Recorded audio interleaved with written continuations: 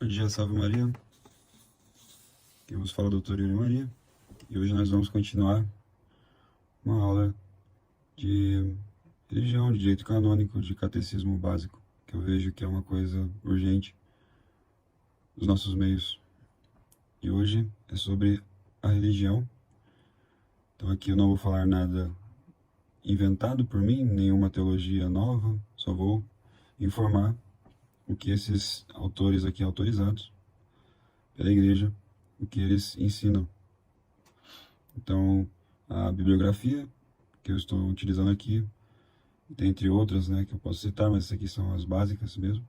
O Catecismo do Estado Religioso, do Frei Fanfini, da Ordem dos Pregadores, do Código de Direito Canônico, de 1917, do Comentário de Miguel Alonso de Cabreiros, Religious States, do Reverendo Santi Giori, Religious States também do Reverendo Michael Miller, A Vida Religiosa, do Royo Marim, e Teologia Moral, do Greco, Teologia Moral para clérigos e leigos.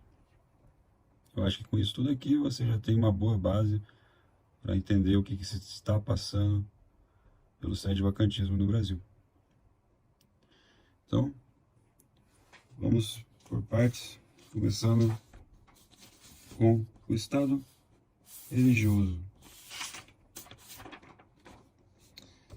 O Estado religioso, vocês vão ver que ele tem tudo a ver, e o objetivo final dele é, e o principal, são os conselhos evangélicos. Largar tudo e seguir a Cristo. Quem inventou o Estado religioso, quem fundou foi o próprio Deus, nosso Senhor Jesus Cristo. Então, o Estado religioso é um Estado mesmo, porque ele é estável, ele segue preceitos, segue deveres, é uma forma especial de vida também, uma forma de vida espiritual.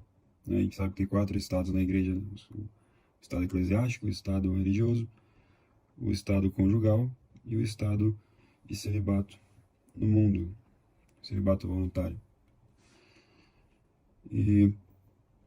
E religioso, por quê?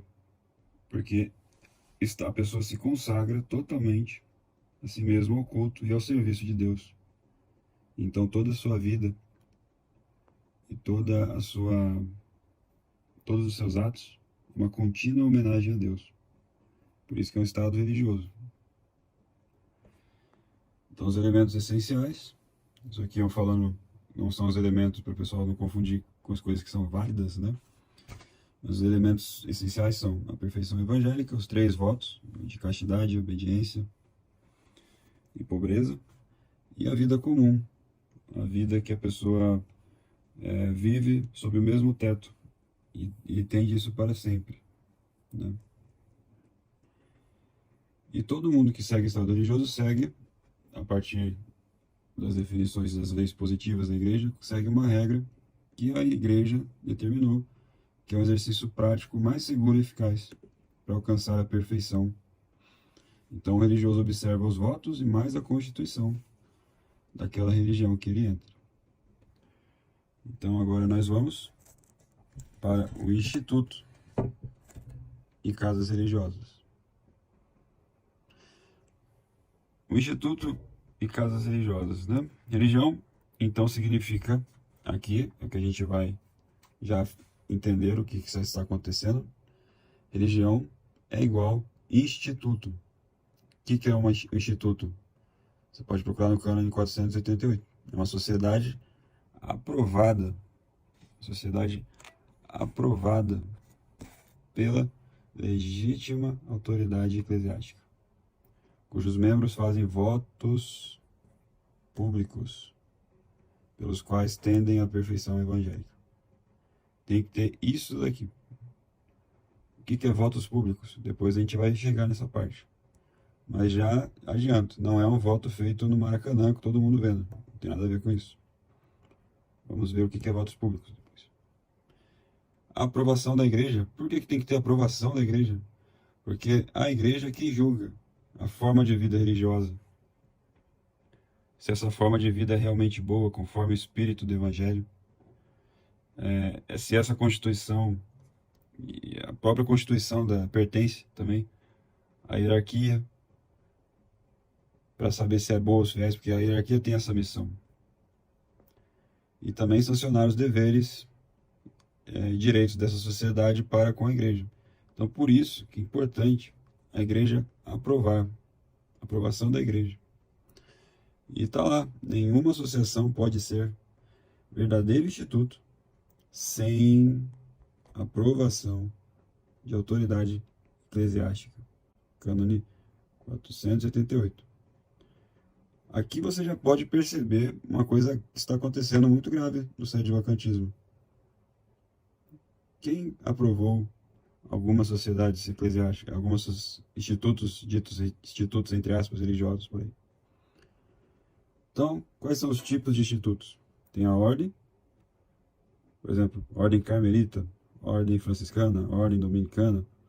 O que é isso? A ordem, ela observa uma regra e lá ela faz o voto solene. Nós vamos ver também o que é isso. Tem a congregação, que é onde se faz os votos simples, e outras, as pias sociedades e os seculares, que não vem ao caso. Nem esses três aqui. O que está acontecendo no sede-vacantismo é pessoas dizendo-se ordem. A aprovação do instituto, quem dá? Então, se o instituto é o Papa ou é o Bispo?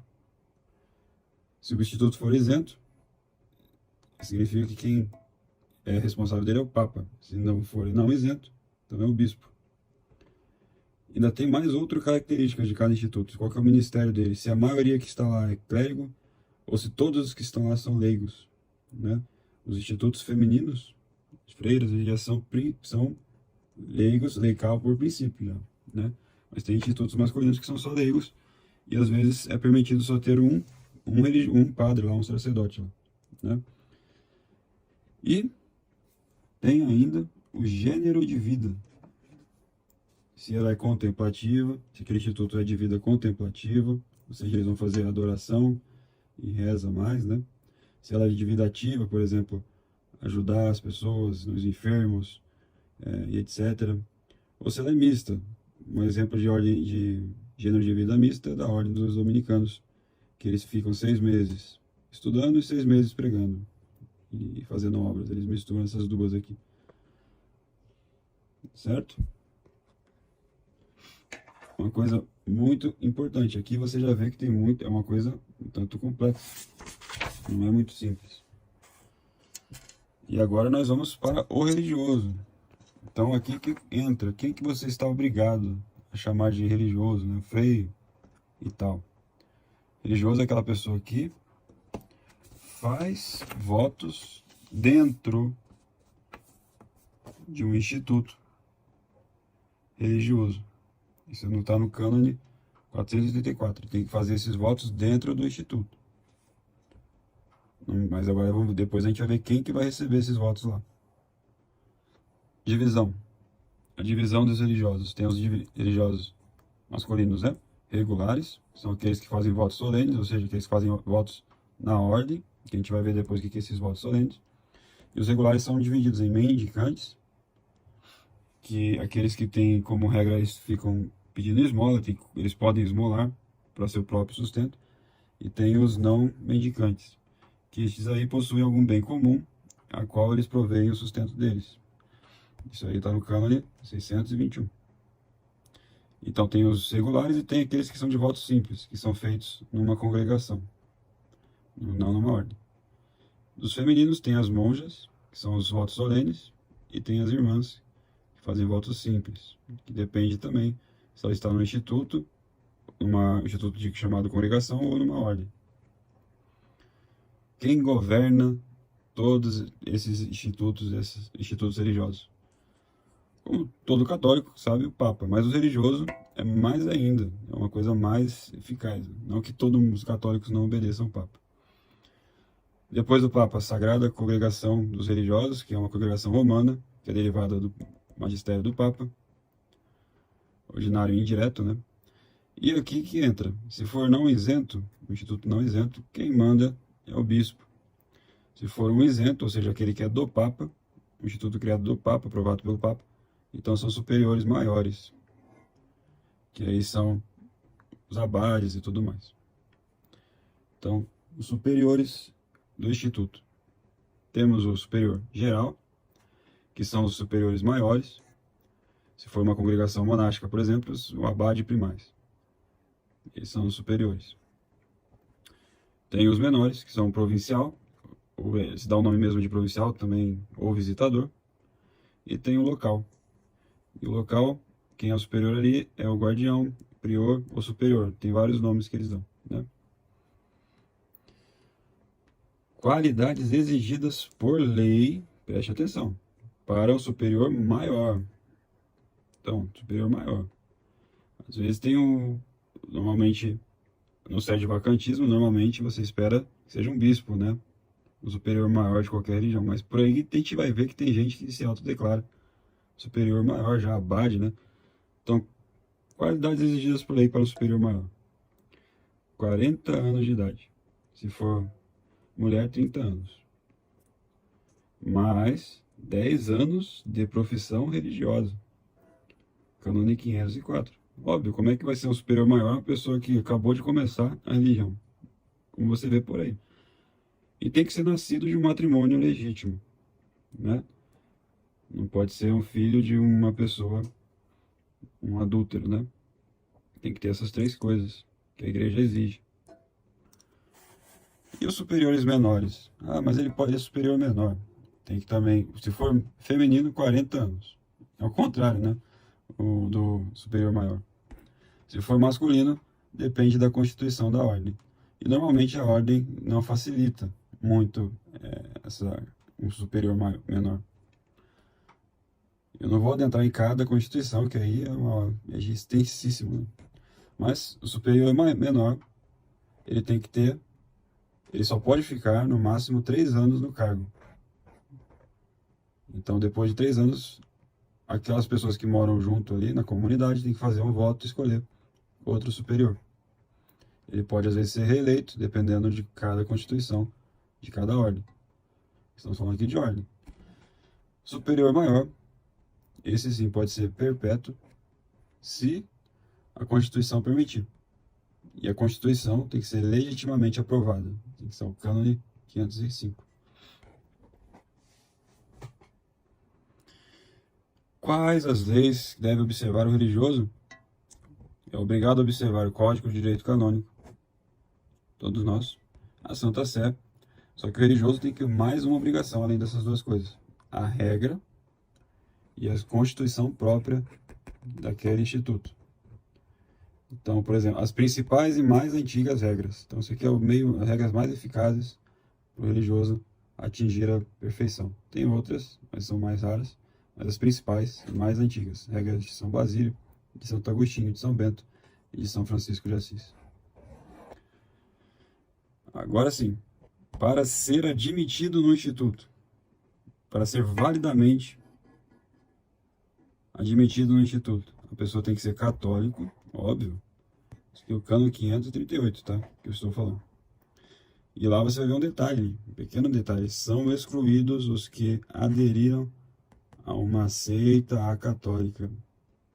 Repito, são excluídos os que aderiram a uma seita católica. Cânone 542. Sendo necessária a dispensa, segundo aquele cânone que a gente já deu aula aqui, as 2 aulas anteriores, 2134. Que tem que fazer a abjuração e dispensa, né, as coisas todas. Não fez. Ele não é católico e não é válido.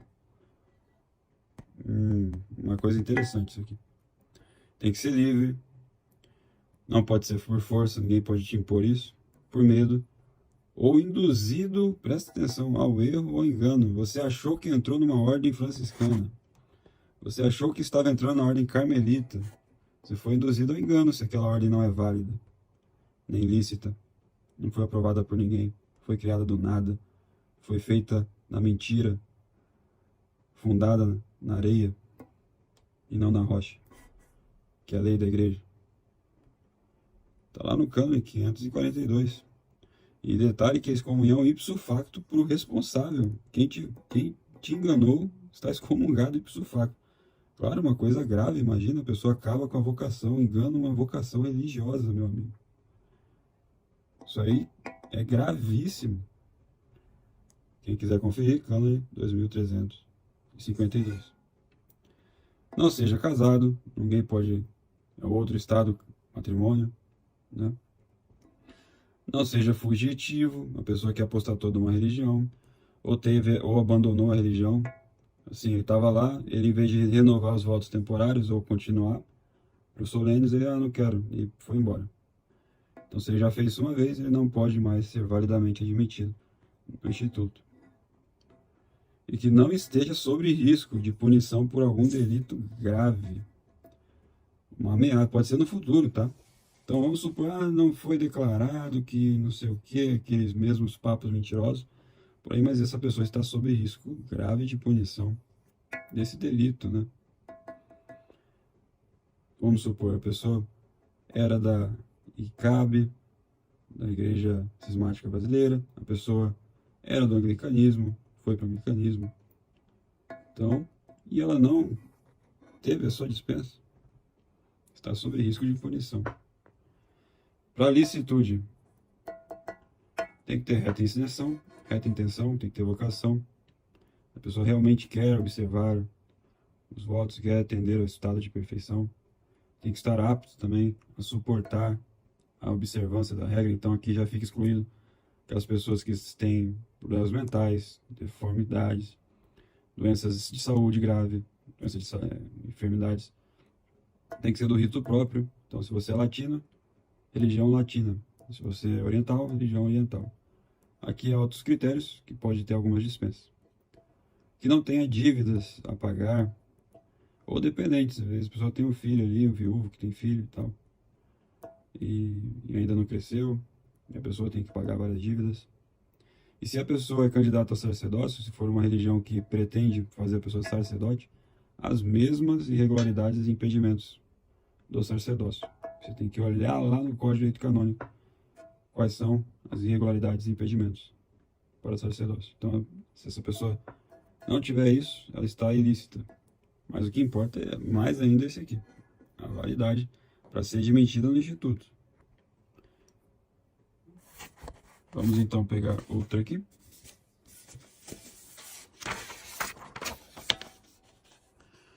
Entrando no Instituto, então. Tive tudo aquilo lá. Primeira etapa, postulantado. Primeira etapa que você vai ter, porque nesse postulantado que dura 6 meses no mínimo, são 6 meses de postulantado, ali você vai experimentar a religião, ali as pessoas vão ver a sua índole, seu talento, sua aptidão. Esse postulantado é necessário. Fez o postulantado? Então você vai para a segunda etapa, que é o noviciado, que é feito numa casa de noviços, que lá vai ter um mestre de noviços, é um religioso mestre de noviços. Tem o cânone 555. Para validade, tem validade também para noviciado. Tem que ter 15 anos, tem que ter cartas testemunhais de um bispo. Então, seu batismo, sua crisma, que você não é casado, que você tem bons costumes, etc. Tem que ter essas cartas. Tem que ter consentimento da maior parte daqueles religiosos tentando numa casa religiosa. Tem pessoas que moram ali, tem que ter consentimento da maior parte. A maioria votou e aceitou você. Se for freira, né, menina, tem que ser dado um dote. Aí depende de cada congregação. Exercícios espirituais de 8 dias inteiros antes de começar o noviciado. E tem que ter uma confissão geral feita ao superior. E tem que ser feito um exame canônico, aqui as religiosas. As religiosas são mais exigentes ainda. Tem que ter um exame canônico 30 dias depois que tomou o hábito, feito pelo bispo. É aqui nesse noviciado que a pessoa vai pôr o hábito daquela ordem. Então, quanto é o tempo de noviciado? É 1 ano inteiro e contínuo. É exigido. Não pode ser menos que isso. Antigamente, a pessoa fez o noviciado, ela já ia ser convidada. Ou você vai ficar aqui ou vai embora. Se vai ficar, vai ser perpétuo. Vai ser para sempre. Se não vai ficar, então vai embora. Mas aí a igreja mudou isso com as novas constituições, até 1958, as mais modernas, digamos assim. Tem que aí fazer o voto temporário. A pessoa faz daí o voto, a pessoa tem que faz noviciado e pode fazer aí voto temporário, fica mais 3 anos ali pensando. E a terceira etapa, fiz o noviciado, fiz o postulantado, agora sim eu vou emitir meus votos religiosos. O que é um voto religioso? Porque existem votos que não são religiosos também. Os votos religiosos são aqueles segundo a lei da igreja e a constituição daquele instituto. Tem que ter essas duas coisas, a lei da igreja e a constituição do instituto. Quais são as espécies de votos? Depende com relação à duração. Tem os temporários e os perpétuos. Temporários e perpétuos. Os temporários, a cada ano você vai ter que ir renovando, até você completar 3 anos no mínimo, para fazer os perpétuos. Os perpétuos são para a vida toda. O modo de emiti-los pode ser público ou privado. Então, religião é público. Efeitos pode ser, isso aqui depende do efeito jurídico sobre a pessoa, dependendo de cada um, solene, simples, cada um desses tipos vai ter algum efeito jurídico na pessoa. E efeito também com relação a várias outras coisas. E o modo de dispensar desse voto. Quem pode dispensar? Se é um voto reservado, seja o Papa, Santa Sé, ou é não reservado, se o bispo pode, o bispo ordinário do local. E o voto religioso, isso aqui é importante para a gente saber também, e se atentar com as coisas que estão acontecendo. O voto religioso é igual ao voto público, cânone 488. O que é um voto público? São aceitos pela legítima autoridade eclesiástica, em nome da igreja, cânone 1308. Porque a autoridade permite aquela pessoa fazer esse voto e aceita. Vocês viram que tem vários requisitos, né? Olha o tanto de coisa. Por isso que um prelado da igreja tem que saber se a pessoa aí está fazendo a coisa certa ou não, se ele tem vocação ou não, se ele pode fazer isso ou não. Imagina uma pessoa que do dia para a noite se autodeclara religioso. Isso é o que está se passando hoje, tá? As fases do voto, então. A pessoa então fez tudo isso, o noviciado, e vai emitir os votos. Primeira fase, então, primeiro voto que ela faz é profissão simples temporária. São no mínimo 3 anos. Cânone 574. 3 anos ali para ver mesmo se vai querer isso mesmo. Você tem certeza? A igreja ainda deixou isso. Antigamente era noviciado, faz o voto perpétuo, vai embora. Era assim que era. Aí a igreja falou, não, dá mais 3 anos para ele. E você pode até renovar. Tem algumas constituições que pode permitir você renovar, fazer 4 anos, 3, 5 anos. Mas vai chegar o momento que você vai ter que se decidir se vai fazer a profissão perpétua ou vai embora. Então a segunda parte é a profissão solene, que é quando é feita numa ordem religiosa, ou a profissão simples perpétua. Então, simples temporária, simples perpétua, que é feita numa congregação. Para validade, também tem validade desses votos aqui. Tem que ter 21 anos, tem que ter 3 anos de profissão simples temporária, tem que ter o exame canônico. Se não fez, né? Por exemplo, as feiras já fazem antes. O pessoal lá faz quando vai emitir esses votos. Requisitos para ser mestre de noviços. Tem gente que fala, eu sou mestre de noviços, do nada, ex nihilo, né? Então, tem que ter 35 anos de idade e mais 10 anos de profissão, começando a contar dos temporários, dos votos temporários. Cânone 559. E o submestre de noviços, um ajudante do mestre, né? 30 anos, mais 5 anos de profissão religiosa.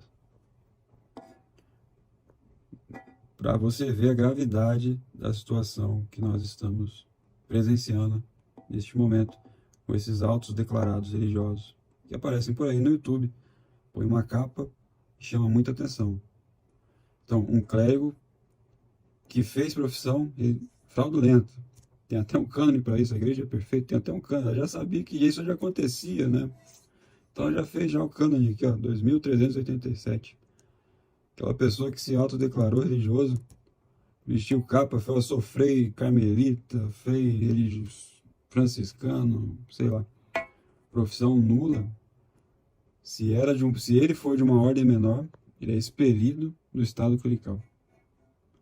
Se ele for de uma ordem maior, é ipso facto suspenso, reservar, fazer aquela, exercer o sacerdócio, e essa dispensa só está reservada à Santa Sé. Uma coisa grave é a pessoa enganar as pessoas. Então, no site de vacantismo, a gente tem esse pequeno porém, a Ordem do Carmelo do Frei Diabo. Você olha, o que é isso aí, né? Frei Diabo, onde é que votos que você fez? Quais são os seus votos? Você é voto público? Como é que foi cada etapa? Qual foi o instituto? E aí? Esse senhor é carmelita descalço? Tem dois tipos de carmelita só. Até 1958. Aí depois teve os eremitas com o João Paulo II. Então, Frei Diabo, você reconhece João Paulo II como Papa? Então, só tem carmelita descalço. Que ele é carmelita descalço? Não, não é. Ah, então ele é carmelita da antiga observância? Não, também não. Ué. Os carmelitas, eles são uma ordem mendicante. Isso daí desde a época de São Simão Stock. Eles eram eremitas, aí o Papa só permitiu, desde aquela época, no século XIII, eles serem uma ordem somente mendicante. Ele é isso? Não. Ele é um eremita da internet, youtuber, com exorcismos online, que pasmem, exorcismo online. Impressionante. Ele reza a missa tridentina, enganou o pessoal da Monfort ali, né, que a missa tridentina quem faz são os carmelitas descalços. Desde o Concílio de Trento, eles abandonaram a missa do Santo Sepulcro, né, para seguir o que o Papa fez, e desde o Concílio de Trento, eles seguem só fazem missa tridentina. Ele faz isso? Não, ele não faz missa tridentina. Ele fala que é missa tradicional, lembra bem. A gente faz missa tradicional, mas quando ele está falando tradicional, o que ele está falando é essa aqui, ó. Ele faz essa missa aqui. A missa do Santo Sepulcro. Que é conhecida, isso aí é errado, tá? É missa carmelita, não é missa carmelita dos carmelitas todos, não existe isso. É a missa do Santo Sepulcro da antiga observância, carmelitas da antiga observância. São totalmente diferentes essas duas. As duas estão sobre os carmelitas, um carmelita, o piorado do carmelita. Mas elas são diferentes, muito diferentes. Ele reza essa aqui, mas ele não é dessa ordem aqui. Ele faz coisas dessa ordem aqui, mistura com essa aqui, pega umas coisas lá do século XIII, aí aprendeu, e detalhe que aprendeu isso aqui vendo vídeos, né? Aprendeu com alguém? Não, nunca teve contato com nada. Se autodeclarou carmelita. E sai sob tutela de um bispo? Eu digo, tutela, não é uma amizade. O bispo é quem manda. Se for, ele está sobre isso? Tem algum bispo que manda ali? Não. Então, cadê o voto de obediência? Quem ele obedece? O voto de pobreza. Será que ele é pobre mesmo?